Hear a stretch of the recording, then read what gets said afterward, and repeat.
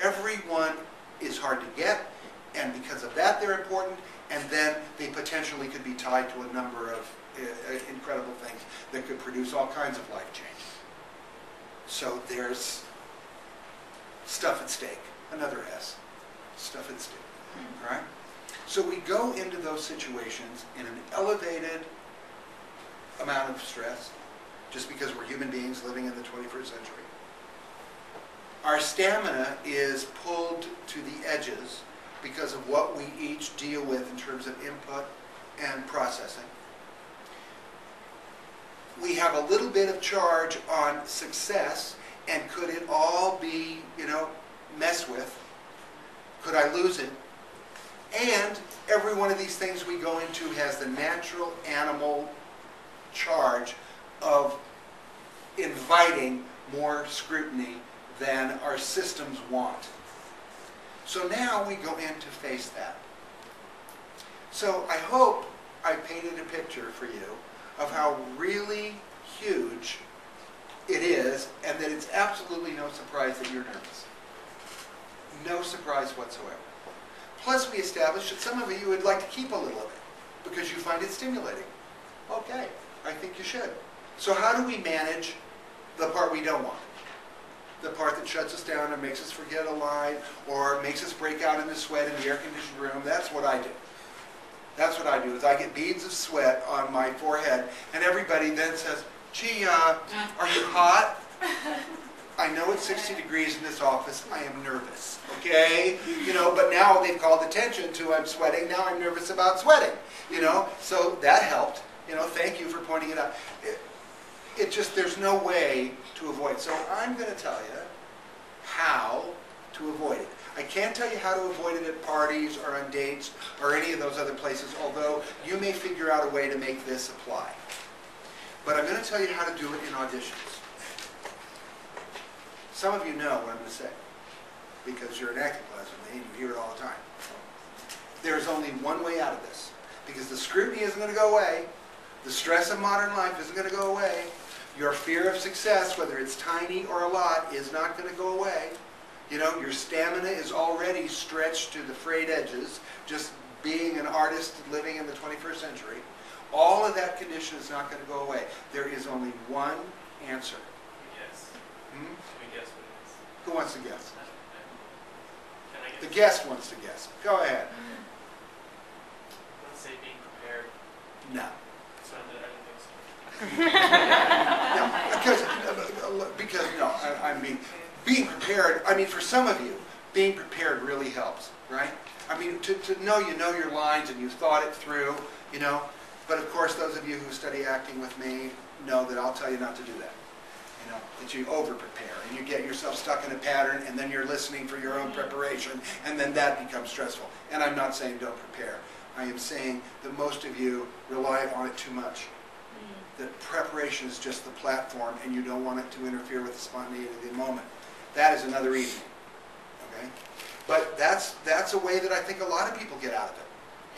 It's the way attorneys get out of it. I will know every case, I will know every citation, I will know everything, I will be so prepared, and then the other attorney throws one thing in the mix, and it's like, oh fuck, there goes that, that just unraveled, and then what do? You gotta vamp, you gotta move, you gotta think on your feet, and when is it hardest to think on your feet? When something is just unraveled right beneath you, and you're like, dance fast, dance faster. None of that's going to change.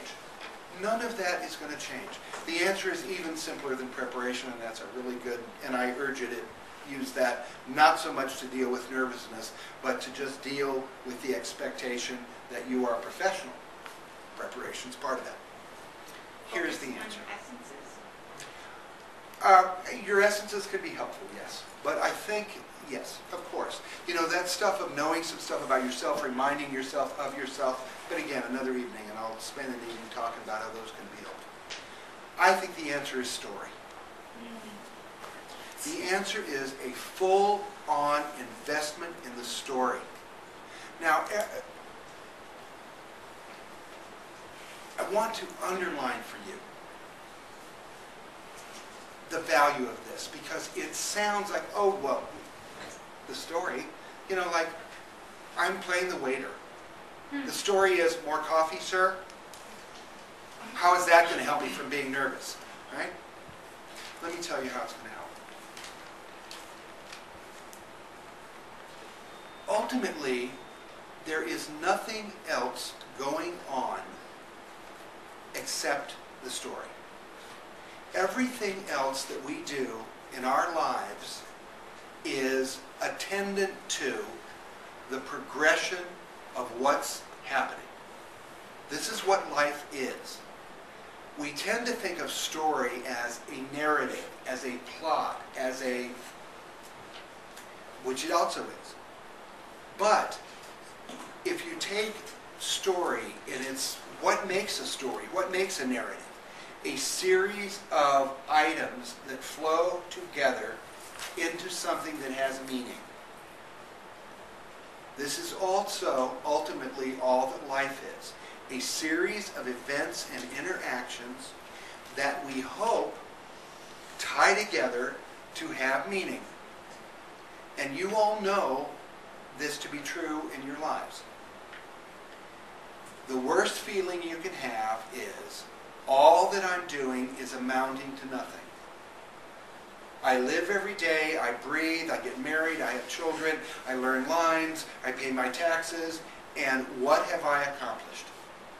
What does it add up to? It's meaningless. That is the most hollow and worst feeling that you can have in your life.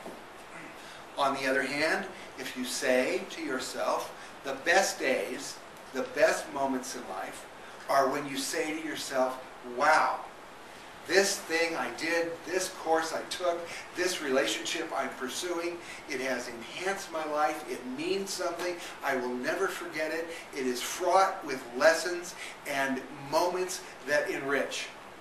And that's when we feel great. When we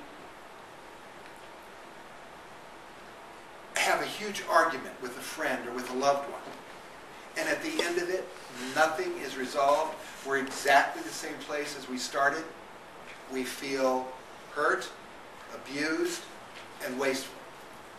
When, on the other hand, we've come into conflict, things are learned, things are changed, there's a gain, we've moved on, we've forgiven, then we feel great. Well, I'm sorry we had to fight, but look where we are now. Then we love those things, even the worst things, the fights. We can love them if there's been something accomplished. Life has moved on. That thing is everything that art is about. Art is about this addition of moment to moment to moment that ends up meaning something. And that is what the artist contributes to the world, is to take ideas, abstractions, emotions, and to make them concrete by putting them on canvas, into musical notes, into a character, or into stone or clay, or design, or fabric, or furniture. But that's what artists do, is we take abstractions and make them concrete so that people can actually see, touch beauty, passion. That is the thing that makes us better. And so you have to borrow that. You have to replace all the other considerations. This could be career changing. This could get me some approval. All those other things which won't not be true. But you have to replace them in the hierarchy with your job, which is to tell the story. And even if it's, would you like another cup of coffee? If that's all you have to do in that audition, what does that do to advance from here to there? What does my saying, do you need a cup of coffee? What does that do?